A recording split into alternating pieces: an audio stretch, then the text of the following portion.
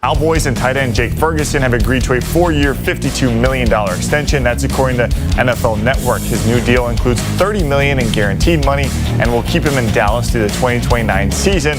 The former Pro Bowl tight end racked up 59 catches for just under 500 yards last year. Ferguson is now the highest paid tight end in Cowboys franchise history. The highest paid offensive lineman in NFL history. It's a 4-year, $114 million extension for the All-Pro left tackle. That's from multiple reports. Now, his new deal also includes a record $92 million guaranteed. Slater is now signed in LA through the 2029 season. And how about this for keeping good company? Look at that, $92 million in guaranteed money. That is the most in NFL history for an offensive lineman. He surpasses Tristan Wirfs in Tampa, Penei Sewell out in Detroit, Trey Smith in KC, and in Minnesota, Christian Darrisaw. A good day to be Rashawn Slater. Let's get to your headlines here on HQ. We start in NFL, where Commanders wide receiver Terry McLaurin is reporting to training camp despite not having a new deal. While McLaurin will be showing up at training camp, he'll immediately be placed on the PUP list with an ankle injury. The All-Pro wideout still seeking a new deal as he enters the final year of his current contract. The Cowboys and Pro Bowl tight end Jake Ferguson have agreed to a 4-year, $52 million extension. That's according to the NFL Network. His new deal includes $30 million in guaranteed money and will keep him in Dallas through the 2029 season. Ferguson, now the highest paid tight end in Cowboys franchise history. Over to the NBA, where the Bull Chargers have made Rashawn Slater the highest paid offensive tackle in NFL history. It's a 4-year, $114 million extension for the All-Pro left tackle. That's per multiple reports. His new deal also includes, get this, a record $92 million in guaranteed money. Slater is now signed in LA through the 2029 season. All right, and with that, let's bring in Emory Hunt, who, of course, has the Chargers helmets properly displayed for this segment here. Emory, welcome in, and I know you've been a busy man, so we appreciate you hopping on. Original or first thoughts when you heard this deal, especially the money? Makes sense to get ahead of the curve, unlike what we're seeing in Dallas or Cincinnati, right? So if you identify a true talent that's a cornerstone of your football team, get out in front of it, pay him now, because 3 years from now, it'll look like a bargain. And then when you have to go back at the table maybe 3 years from now you can kind of figure out where he is as a pro and how much you want to spend. But it's always smart to get ahead of the curve, especially at these cornerstone type positions. He's a significant player for this Chargers offense. You mentioned significant. How significant? Because everyone will look at this money and go, that's a lot of money. Is Slater, who is now the highest paid offensive tackle in NFL history, is he deserving of this deal? Well, here's the thing. When we say highest paid offensive tackle in NFL history, it's kind of unique in terms of this tag is going to get used over and over again. So the money is going to continue to get bigger. The cap is going to continue to grow larger. And for him, for this offense, yes, he's worth it, because not only does he help you out in the passing game and pass protection, but he's also very good in the run game. Remember when he was coming out of college, out of Northwestern, the big concern was, is he going to be a tackle or is he going to be a guard? Is he tall enough to play tackle? And he just became a Pro Bowler at tackle and has been outstanding since stepping foot in the NFL. So yes, he's totally worth it. And what you're paying now will look like a bargain in a few years from now. So yes, getting your guy locked up front that does it well on both ends of offense, to me, it's a significant deal. So I got to imagine, Slater, he's got a big smile on his face today and every day moving forward because of what he's just able to agree to. But Jim Harbaugh, their head coach, he's got to be loving this too. They have the run-heavy offense. So how happy do you think he is right now that they get to keep this cornerstone, as you mentioned, along that offensive line and do the things he wants to do with that offense?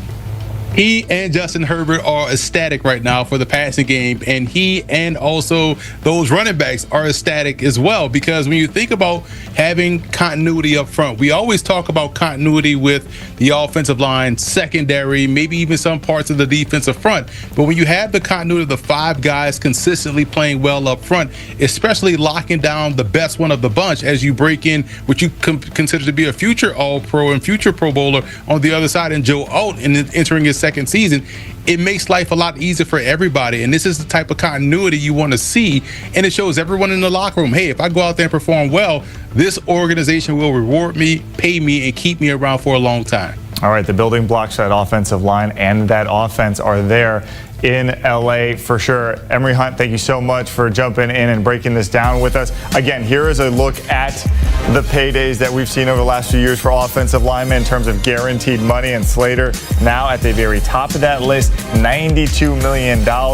He surpassed Tristan Wirfs in Tampa, Penei Sewell in Detroit, Trey Smith in KC, and Christian Darrisaw there in Minnesota. Again, the breaking news here, Rashawn Slater agreeing to a 4-year, $100 and on the PUP list with an ankle injury. The All-Pro wideout still seeking a new deal as he enters the final year of his current contract. McLaurin has been a staple of the Commanders' wide receiver room, leading them in yards in each of his first 6 seasons there in D.C. CBS Sports NFL writer Tyler Sullivan joining us now. And Tyler, I guess McLaurin showing up is a good sign, but him going right to the PUP list, is that a signal that he's holding in?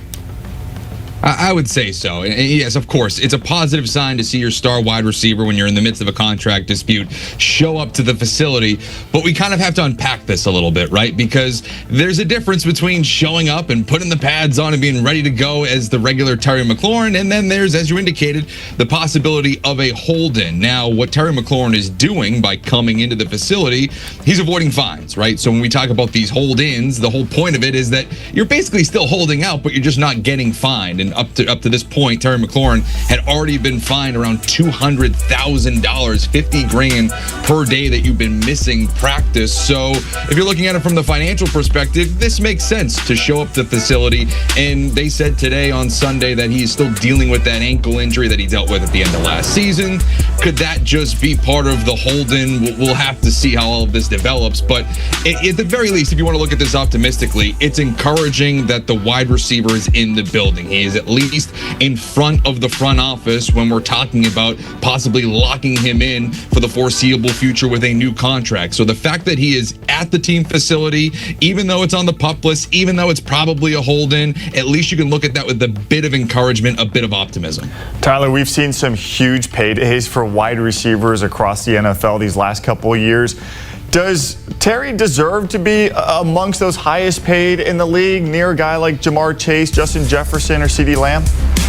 I think he's going to look for it. I mean, I don't really hate on any wide receiver or any player for that matter trying to get the most amount of money possible, but I don't think that he's going to be in that Jamar Chase realm. That is special air that you have to be in, because when he signed that deal, he wasn't just the highest paid wide receiver in the NFL. He was the highest paid non-quarterback in the NFL. TJ Watt has since taken that title, but still, you're talking about north of $40 million per season. For Terry McLaurin entering his age 30 season, I don't necessarily see those heights being reached, but you have to look at his contract right now. He's making $23.2 million in average annual salary. A lot of money for me and you, but for a star number one wide receiver, you need to be in that $30 million per year AAV to really make yourself feel comfortable. For me, I look at the contracts that were recently signed this offseason for DK Metcalf and Garrett Wilson more recently. Those are the deals that I think make a little bit more sense. It would get Terry McLaurin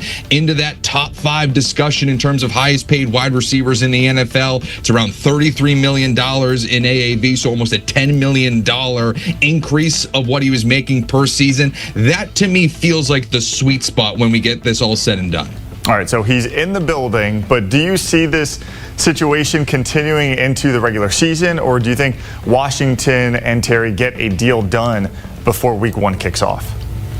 I would say that this is the encouraging step, right? So I think that the fact that he is at least showing up, and as I indicated earlier, avoiding fines first and foremost, but the fact that he's there and the fact that he's in front of the front office the entire time that he's there, it just provides more windows for them to negotiate, him and his agent in with the front office and Adam Peters. So I think that this gets resolved before week 1. I think that Terry McLaurin, who has been a team leader for this organization through some trying times, wants to get this done. He knows how close this team is from really taking that step forward. I mean, they were in the NFL